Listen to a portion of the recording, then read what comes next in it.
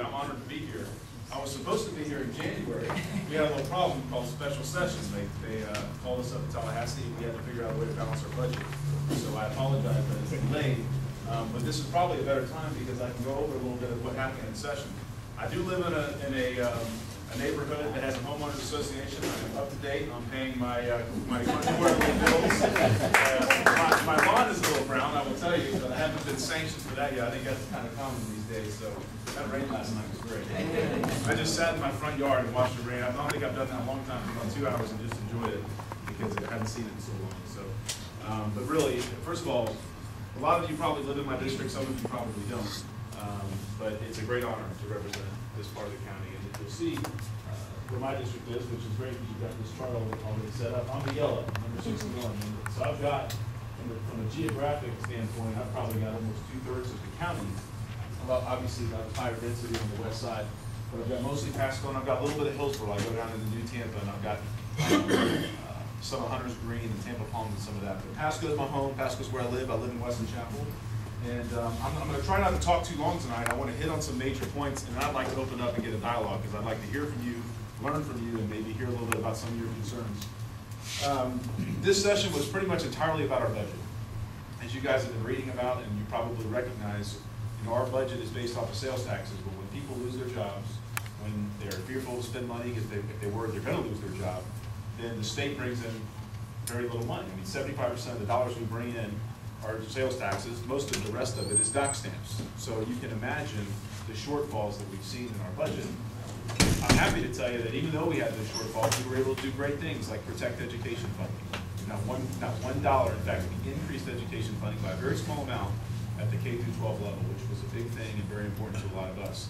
But that took all the energy out of the room. And truthfully, there was a couple of homeowners association bills that had major reforms in them that some of you were probably aware of that ended up not passing at the end of the day. And a lot of bills didn't pass at the end of the day. And the main reason for that is because the budget ended up being the focus of the session. And truthfully, I'm not convinced that we may not have to go back this summer again and do some cleanup, but there's never been a time in Florida where we've had the shortfalls that we've had, where we had a $6 billion shortfall in 2008, a $7 billion shortfall in 2009. To give you a perspective, our budget was $72 billion back in 2007. This year, if we had not taken advantage of the federal stimulus money, and we hadn't done some things to raise revenue, which we did, our budget would have been probably $58 billion. It would have been just, for those of you who run a business, you could appreciate when you made $500,000 last year at your company gross, and then the next year you make $300,000, you got a problem, right? You got a big problem, and that's what we were facing as a state. So we had to make some tough decisions because of that. Some things that I think affect directly homeowner associations and the CDDs and all the people you represent, because frankly, folks, you guys are public service just like I am, and maybe your capacity is different, your constituency may be a little bit different, but you guys run for office just like I do. You're elected to serve your folks, and so there's some things we did that do help them and that I think are important that you recognize. One is property taxes. We've had an inequity in our property tax system for a long time.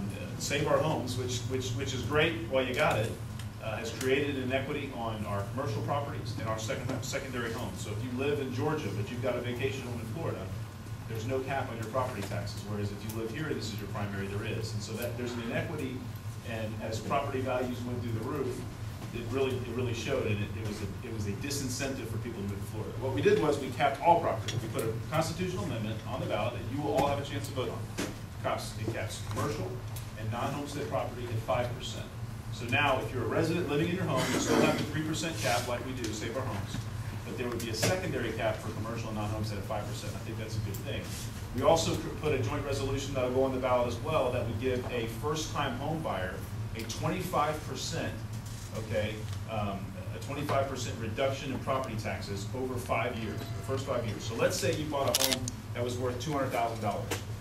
You would get the normal $25,000, now $50,000 exemption. You would get another 25% exemption that would phase out over 5 years. And the reason for that is we're trying to stimulate the market a little bit. As you guys know and recognize, in a lot of your neighborhoods, there's some empty lots, there's a lot of empty homes, and the economy's not going to come back until we start filling some of those up.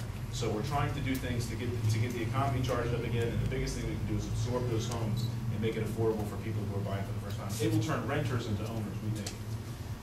Insurance. A couple of insurance bills that I think are very important.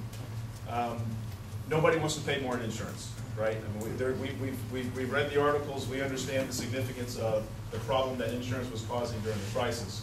The problem is, so many people have gone into Citizens. Everybody here know what the Citizens insurance is? I think everybody on the west side knows, because you probably have it. Okay, Citizens is the state-owned and run insurance company, is the insurance company of last resort. So basically, if nobody else will write you, we'll write you. The problem is, it's gotten so big, and the rates are actuarially below where they should be, that if a hurricane hits the state of Florida, folks, you want to talk about serious financial problems. We're talking about a catastrophic financial event that our state has never seen. And so the problem is, we can't raise rates on insurance 50% overnight or 80% overnight. We think that we're probably 40% below where we should be. So the idea is to create a glide path, which means that slowly insurance rates could go up, but never more than 10% in a current year, from one year to the next.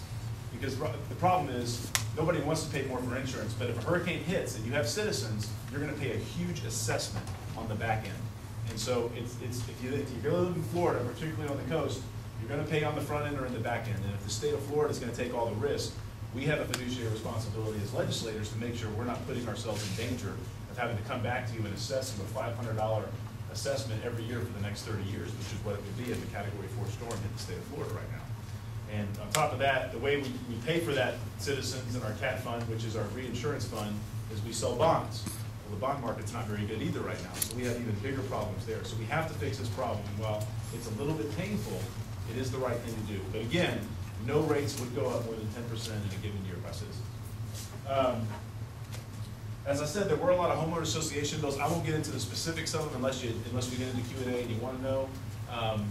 If someone wants a list of some of the bills that were filed, I think there was a lot of good legislation. There was some bad legislation, frankly, and people in this room may disagree or agree with some of the legislation that was filed in statutes. But what I'd like to do is get with y'all, and Fred, I think you bring up a great point, and your issue is something that I think we can deal with. There's a guy named Kevin Ambler who had 2 of the homeowner association quotes. He's just south of here in Hillsborough County. And I think what we ought to do is go get with him and float your idea by him. By the time we got your idea, it was too late for us to file a bill, so we weren't able to do that. But I think it's an issue worth looking at, and we're willing to do that. But